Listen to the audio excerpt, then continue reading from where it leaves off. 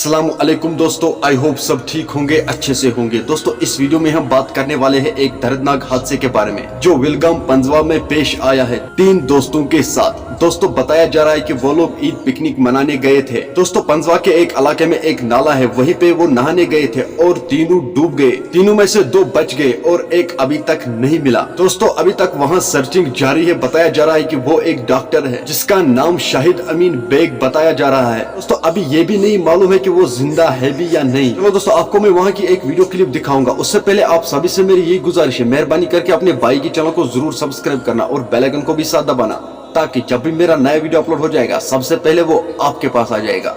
चलो दोस्तों पहले हम इस वीडियो को देखते हैं, उसके बाद हम बात करते हैं।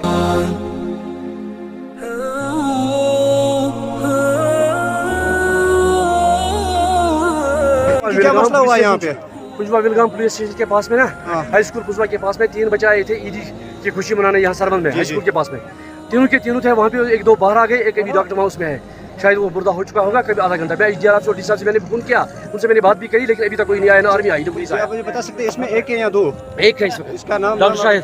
Doctor Shahid son of Mohammad bin Baig. Thank you sir. अभी आप क्या चाहते हैं एडमिनिस्ट्रेशन से? इमीडिएटली DSA को मैं फोन भी किया, उनको कहता हूँ जल्दी से CRP और HDR को भेज दे, जल्दी से। दोस्तों आपने इस वीडियो को देखा है, आपकी क्या राय है इस वीडियो के बारे में कमेंट सेक्शन में जरूर जवाब दीजिएगा। अगर आपको ये पता है कि बाहर नहाने पर बैन लगाई गई है तो फिर आप जानबूझ के नहाने क्यों जा रहे हो बाहर? दोस्तों इस महीने में आपने देखा ही होगा और सुना भी होगा, ऐसे ही कितने वाक़े पेश हमारे कश्मीर में आ रहे हैं, फिर भी आप जानबूझकर ऐसी गलती दोहरा रहे हो। तो इसमें नुकसान हमारा नहीं, किसी और का नहीं, बल्कि नुकसान आपका है। मेहरबानी करके ऐसी गलतियां बार बार मत दोहराइए। चलो दोस्तों मेरा आज का वीडियो इतना ही, मिलते हैं किसी अगले वीडियो में। तब तक के लिए अपना ख्याल रखना और अपने भाई को दुआ में याद रखना। बाकी अस्सलाम वालेकुम।